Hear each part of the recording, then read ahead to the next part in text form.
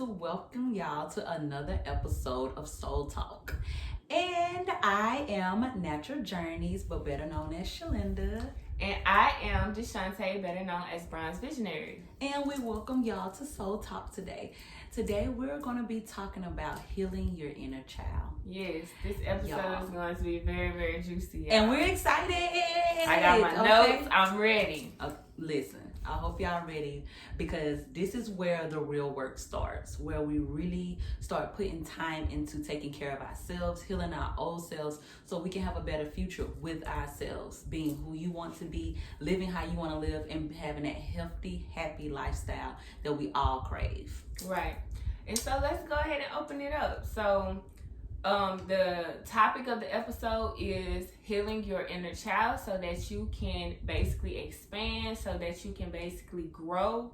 And if we want to open up with the definition of what we kind of mean, what is the opening? What do we mean by healing the inner child? And basically, the inner child is basically that moment in your time where you emotionally, mentally, or even psychologically was disturbed by something, or either whenever you was a child before you got exposed to like stresses and heartache and emotional negativity, all of that, before you got to that stage, who were you? What did you like? What was your interest? What was your hobbies? That child is what we're trying to go back to. That child is what we're trying to heal. So that's what we're going to be talking about today. And let's see. And it's just piggyback on what she's saying. That definition to me is just, like she said, going back to that time. And even a lot in the Black community, we deal with a lot of when we're growing up. Your parents tell you that you, as a child, you don't got nothing to be sad for. You don't have anything to be stressed for. You don't have any. That takes away from a child's feelings. Mm-hmm. So they start carrying that trauma and not opening up about things in their childhood or expressing that to their parents, because we were taught as children we didn't have that right. Right. Our feelings and our emotions didn't mean anything because we were being taken care of. Nothing mattered then. Mm-hmm. Not realizing what we were carrying from then on to now is something we have to break away from so we can live in our adulthood knowing that those traumas no longer are attached to us. Right. And I feel like that's something we really have to get away from in the Black community, is telling our children that their emotions and their feelings don't matter, or how they feel doesn't mean anything. Right. We have to start healing their inner child before it even gets to that adult, so they won't have to worry about that. So we're going to go back in time and make sure you know whatever emotions and feelings that you have from your inner child can be released. Mm-hmm. So you can open up and start pouring into yourself and taking out those old dead roots that you don't need anymore. Right. And you have the knowledge. You have the knowledge, you have the power, and you have the strength now in your experiences, in your age, to go back to that child and give that child whatever that child needed. If it was heartache, if it was your parents might have been going through a divorce, it might be bullying, it might be the black sheep in the family that you might have dealt with. Trauma does not always have to be physical or abusive. It can be psychological, like I was saying. It's many ways that we deal with trauma. And there is not one single soul on this earth that has not dealt with it. And it can range from whatever it is. So we want to do or talk about today how to just go back to that child and let that child know, you know, I'm here mentally in this space and I'm willing to do the work to heal you. Mm-hmm. I'm willing to do the work to make you know that you are safe now. So that's what we want to talk about today. And I basically have down forgiving yourself. Whatever it is that you went through, or forgiving other people as well. Because a lot of the situations that we hold on to, y'all, we could have been let go a long time ago. And I know when y'all seen this topic, a lot of people thought we was going to be diving deep into what other people did to us and how this person made us feel. You have to get over it. You have to get through that emotional negativity that you received from that trauma to evolve in your life. And most of the time, we're not even holding on to what happened. We're holding on to how it made us feel. Right. And when you're stuck in that feeling, because it's going to be, I always tell people, I can't tell you that you're going to forget. I can tell you that when it comes back up again, you can be in a space to say that doesn't define me. Right. That's not going to control my life. Like, it happened and I felt it and I emotionally went through it. But now I'm in a space where when it pops back in my head again, I can say I got through that. That didn't take me down. It didn't kill me. It made me stronger. It made me get up and realize I have the power to change my mind. I have the power to heal anything that comes at me. This, as I always say, is your life. We are doing this work with y'all. Like I always say, we're not perfect. We're learning as we're going to. We are on our spiritual journeys, living through that with the good, the bad, the ugly. And I always say healing physically, mentally, emotionally, body, and spirit. Because you can be hurt in all of those areas. That trauma can be in all of those areas. But you have to find out what's the root of your trauma. Pull it out. Whether you got to write it down on paper, whether you got to go outside and scream it to the top of your lungs, whatever you have to do, dig up those old dead roots, because they don't need to live with you anymore. And if you keep living with them, it's going to fade and it's going to bleed into your relationships, into your professional life, into your feeling about yourself. And there'll be times where, and that's also a very important topic, y'all. We might have to talk about that on another video or episode. How dealing with your unresolved traumas can affect your relationship. Because in reality, your relationship is the first person. For a lot of people, their relationship is the first time they realize they have traumas. And what we have to understand is, when we're not healing ourselves and we're still hurt, we're going to hurt the people that we love. And your spouse, and you know, it could be vice versa. It could be two people dealing with unhurt traumas at the same time. And y'all trying to understand why y'all keep hurting each other, but y'all still love each other, but y'all keep hurting each other. It's because you keep holding on to whatever somebody did to you back in your childhood, and you're projecting that onto the person you love, because you don't know how to express your emotions. You don't know how to express your love for that person. And hurt people. Right. I know y'all heard it a million times. And people, I don't think people understand how serious that really is. Hurt people. And when you really take out that time to know that sometimes you're the problem. Right. That hurt that you're carrying is what is affecting your relationship. And that can be with anybody, any relationship, your friendships, the people, your spouses, your parents. Sometimes we don't realize we are the problem because of what we're carrying.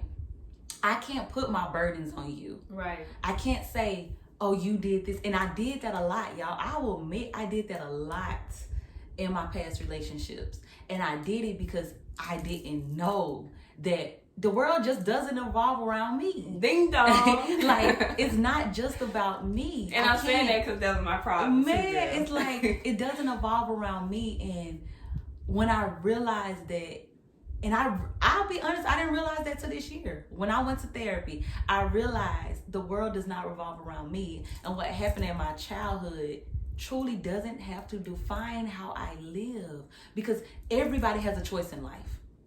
Everybody has a choice. So let people make their choices, accept their choices, and make the choices that's best for you. Right.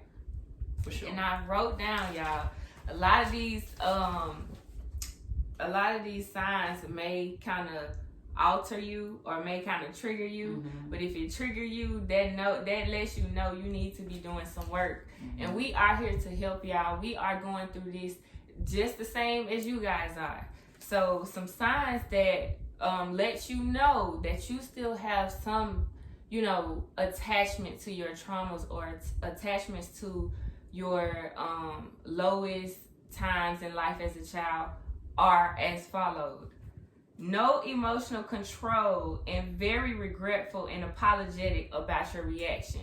When you have a situation and you're faced with something, like say, you can look in the mirror and say, I know I have anger issues. I know whatever it is in my childhood caused me to be a very angry person. You can know that subconsciously or consciously, whatever it is, you know. And you faced with a situation and all of a sudden you snapping off. Then you going back 2-3 days later and you like, man, I ain't even have to do all of that. That means 9 times out of 10 it's something in your childhood that you're still attached to that's making you so angry. And that anger is going to cause a lot of hurt in all of your relationships with people. Right. When your first reaction is anger, you're going to hurt a lot of people that you love. And I know it's difficult, but you have to do that work to stop being so angry, because it's possible. It's possible to step back and say, before you flip off the handle, does this deserve me going there? And this is how I like to look at it. Does this deserve the anger that I'm going to give? Because those people are going to go on about their life like nothing ever happened, and you're holding on to anger. You exploded. You allowed somebody to take you there. Right. So how does that make you feel? Like, damn, I let them have that kind of control. You ain't got no control over me yourself. That I reacted in that way. And y'all, I know it sounds scary. I know it sounds difficult mentally, because it's like, damn, I really be allowing people to take me there. And it's normal. It's normal. But however, you don't have to live in that space. Right. Another sign is you are very defensive and you cannot take criticism. Whatever someone did to you or said to you in your childhood, in the times that you were pure, in the times that you just thought the whole world was just gumballs and pickle juice, I don't know, cotton candy, unicorns. The time that you were just so innocent, somebody hurt you. Somebody said something to you that just killed you to the core. You're still attached to that. You're still emotionally attached to that. And when anybody says something to you, you gotta be defensive. You gotta start scrapping up and feeling like you gotta put on your bulletproof vest like somebody trying to fight you. No, sometimes people may be trying to help you. You want to piggyback off of that? Yes, and I feel like people do that out of love. Sometimes. Well, I'm saying out of love. No, I'm saying out of love of trying to help people. Yeah. A lot of people don't like constructive criticism. People are like, I can take criticism. A lot of people can't, because we don't want to hear about ourselves. And I heard this on a video yesterday that I was watching. He said, people want the truth, but they don't want the reality of the truth. Right. And I was like, he elaborated, people want the truth. They don't want the reality of the truth. They want you to tell them the truth, but they don't want to hear necessarily the parts that they don't want to hear. They don't want to hear the real reality of it. When you go deep into it, you hurt me because, you can say, oh, you hurt me. But when you start digging deep, you hurt me because you talked to me like this, because you treated me this way, because you didn't have my back. When you start doing it like that, you really, that reality sets in for them. People get defensive. Like they say, you got to put on their body armor. Like, what? Nobody can't say this to you, but why? Because it's doing that work. You need to hear about yourself sometimes. We all do. Right. We need to hear about ourselves, because sometimes we so stuck in our own mind. We so caught up in our own world. We don't realize you may not think it's that bad, but to the next person, you might make them feel totally low. Hey, and sometimes you might be caught up in what everybody else think, that you don't even see how you reacting and how you treating other people, because you too worried about what everybody else think of you. So that's a good point, Shalinda. And another one, a couple of more I have is, dealing with your issues is too much for you. You basically just self-destruct, or you self-sabotage yourself every time you're dealt with a difficult situation. And that's because you already used to unresolved issues, and you keep resorting to unresolved issues. You keep running away because whatever you dealt with was too much for you at the time. So now that's how you're dealing with all your situations. It's too much. I can't deal with it. Yeah, I can't. You running away from it. And what you running away from? Your life? Because you're going to keep You're running. going to have to deal with it. You're going to keep running, and then you're going to realize, baby, you out of gas. Your legs don't work. You out of gas now. Right. Your body can't take no more. You don't build so much stuff out of because you're not. A lot of people say they healing. A lot of people saying, oh, I do this and I do that and I'm doing the work. But are you really doing the work? Are you just talking? Mm-hmm. Are you just opening your mouth trying to make it look like to the outside world that you got it all together? Mm-hmm. You're going to affect yourself. You're going to, at some point, deconstruct. Mm-hmm. You're going to fall down and feel like, I can't take this no more. People run from a conversation because it's not easy. Mm-hmm. It's definitely never going to be easy, but it's going to get harder the more you pile on top of it. Like she said, those unresolved issues are following you. Right. And you keep, oh, I don't want to talk about it. Or you shut down when people, or you like to get defensive. No one is going to want to be in your world. A lot of people call them demons. Mm-hmm. Your demons are following you, but it's not really demons. You making it a demon. You're choosing to make that a demon because you're not dealing with it. And you can turn around and punch the hell out the demon and tell them, get away from me. Yeah, it's that easy. Listen, I'm done with this life. Mm-hmm. I don't want to do this anymore. What I got to do? What can I do inside of me internally that the whole world don't even have to know about? Right. That I'm doing for myself. Mm-hmm. But it's like everybody is putting on this image like they got it all together. There's nobody going through nothing. Ain't nobody feeling anything. And it's like we're trying to keep up with what the outside world got going on. But what about you? Right. Really, what about you? You matter. Yep. Another one I have is basically you're a gossiper and always trying to claim the victim. Or either you're a someone who projects hurt onto everyone and claim you the victim. Mm-hmm. And it is because somewhere down the line you were a victim, but you're holding on to that victim mindset in every situation that you experience in your life. And sometimes you are not the victim. You are the one that is causing the pain and causing the hurt and gossiping and talking about everybody else because you haven't got over something that you were dealing with in your past. So, like I said, y'all, this is not to attack anyone. This is to show y'all everything that we talk about, we have experienced, we have dealt with in our own lives. And we, as I always say, is practicing what we are preaching. So know that. A couple more is you, Shalonda, this is a deep one. You have toxic relationships. Yeah. If you have toxic relationships, 9 times out of 10, you got some unhealed childhood trauma. And those toxic relationships, for the most part, start with people's parents. Mm-hmm. They don't realize the relationships, I believe truly, how we were taught as children affect every relationship we have as an adult, unless you're breaking truly those generational curses. Because I noticed a lot, I used to get so angry, and sometimes I still catch myself getting angry at how people react. And like, is that really your logic? Is that really how you move? And I'm affected by that because the way I was brought up was different than how other people were brought up. Yeah. And it's like, that's how you resolve conflict.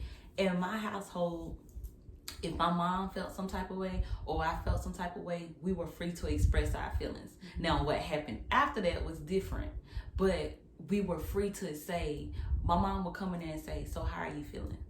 Are you upset? Are you mad? Are you angry? And I'm not saying that we didn't have moments where we did fight and we did get into it, but my mom always had this thing. When she got onto me and I got in trouble or anything like that, my mom would come in the room afterwards and make me hug her. And we said, I love you. And I used to hate it as a child. I'm like, you just whooped me and you want me to say I love you. But when I realized that helped me growing up, because when I come down off of being angry or something, I realized that wasn't worth it because I love this person. And sometimes that pain is not greater than the love that you have. It's not greater than waking up and knowing that person possibly won't be here tomorrow. and just watching how other people grow up or healing their life, listening to their life stories, you'll realize we're not all the same. Yes, we and all I were was brought just up gonna different. say that, because you say that you crossed paths with someone that their parent necessarily would not come to check on them. Their parents would let them dwell in that anger, in that confusion of, you know, why am I being talked like this? Why am I getting a whooping? Why am I getting in trouble? And I'm not even saying relationship like an intimate relationship. I'm saying just a friendship. You gain a friendship with someone that was not necessarily taught those techniques of how to deal with their anger.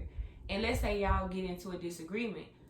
This friend is going to react one way, Shalinda's going to react another way. And it's not to say that this person is bad or this person is good, but that person has to experience and get outside of their box to understand there are different ways to react to situations. You don't always have to shut people out, or you don't always have to resort to anger or violence or whatever the situation may be, because I'm seeing in this new time, there are a lot of, especially the youth, that are resulting to just straight violence. They don't care. They ain't talking about nothing. They straight like, so, and I'm thinking like, okay, their parents, their generation of parents must have all collectively went through something.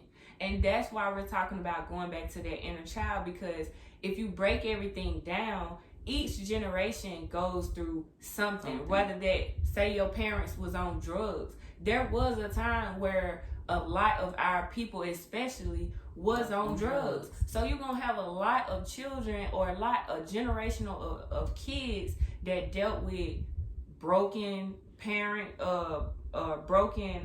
households, conflict, abandonment. You're going to have a line or a generation of kids that all dealt with that collectively. And that's not to blame nobody. It's not to blame your parent. You get what I'm saying? Because you still have the option to change that. Right. But I do believe too, like I said, I always say how people brought up is how they react. Right. And even when I go somewhere, I have cringe when I hear how some parents talk to their kids. I'm gonna beat your ass. I'm like, why you talk to the baby like that? Why do you?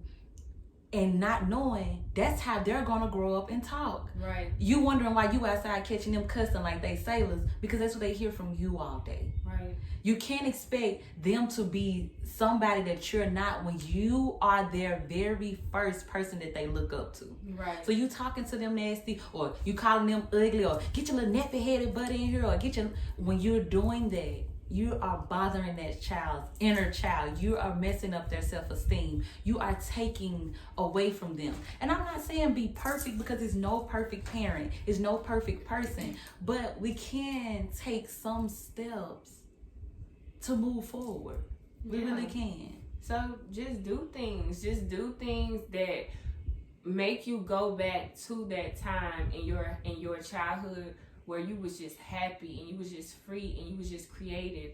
Times when I know back when I can think of a time is when I was like making jewelry, like making beat, and it's crazy that I resorted back to that in my spiritual journey into growing into my real self. I had to resort back to those things that made me happy as a child. And that's what we're trying to tell y'all. Dance, if somebody like ways to practice just loving your inner child. Have pictures of you in your room where you were just the happiest as a child. You know, do things, look at, you know, certain things, SpongeBob, I don't know, y'all. Do something to take you back to that energy. It's like certain smells, right? And everything, y'all. This is something that took me back to my childhood recently. My boyfriend's daughter went and bought the little blue tin can of cookies. And my grandma used to always have this blue tin can. And it just took me to thinking about when I was a child, when I used to walk in her house and I used to see that box. I didn't know if I was going to find cookies or sewing needles. Or money. Exactly. You know what you was going to find in it. But I always went to look because I thought maybe I was going to get that little butterscotch cookie out of there. Right. That now I'm like, ooh, that's disgusting. But it's like, take you back to that childhood where you just felt free from all your worries, free from everything that bothered you. You can find that person again, bring them into your adult life and live. Take care of that person. Yes. Love that person. And while we're talking about that, you guys, to end this video, we want to do something different this video. And what we want to do, you guys, is just something that is going to involve your participation. Yes. Just for like 4 or 5 minutes. We want to do something or exercise just to help us love our inner child a little bit more. So if you're ready, Shalana, we can. Yes, girl. Okay, so it's just going to be like a little meditation. And we can go ahead and start. I just want everybody that is watching this video, I already feel y'all energy. I know y'all need healing within your inner child. I know that you are trying to do the work and you are trying to grow into the best version that you can possibly be. I already feel y'all just relax your mind at this time. Whenever you feel good, spread your shoulders, open up your heart chakra, move your hands, your feet, do whatever you need to do to get relaxed as Deshante take us through this meditation. All right. Y'all ready? So I want you guys to close your eyes, get in a position where you are the most comfortable. And I want you to start with this meditation by just taking 3 good breaths. So I want you to inhale, hold, let it all out. I want you to do that 3 times.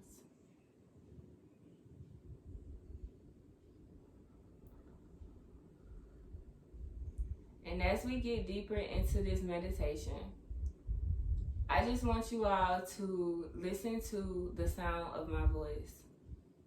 Listen to the vibration and listen to the frequency of my voice. And I want you all to try to think of a time where in your memory bank somewhere you can see yourself inside of your room or, you know, on the couch at the house that you lived in as a child. Anywhere, at your grandma's house, just the best and most happiest time of your life.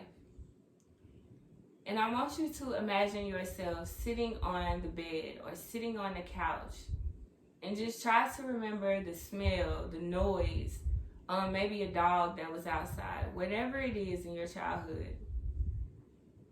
And I want you to just visually and mentally see yourself sitting there. Go beside yourself, sit beside yourself. Your child self, your pure, beautiful self. And just look at yourself. Grab your hand and let yourself know that you love yourself. And that no matter what you go through, you're going to always protect that child, you, yourself. You're going to always do the work.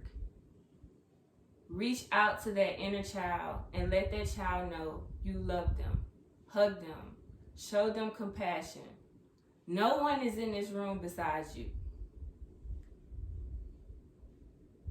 Give yourself a hug and let yourself know that everything is going to be okay. So as we exit this meditation, just think about how that made you feel. Let's end this meditation with one more deep breath. And let's open our eyes, you guys. And I hope that meditation was helpful, or that experience was helpful for you to go back to yourself and love yourself. Yes. And know that the people out here that have children understand that you are writing their story. and that you are going to be the one to decide whether they deal with trauma or whether they don't. So break that generational curse, break that ancestry curse, whatever curse it is, break it. Do what you got to do to heal yourself. Become the best version of you. Yes, y'all. Yes, we love y'all. We will see you guys back on the 5th episode. Yeah, 5th. I hope this episode was helpful. We love y'all. Peace out. Bye.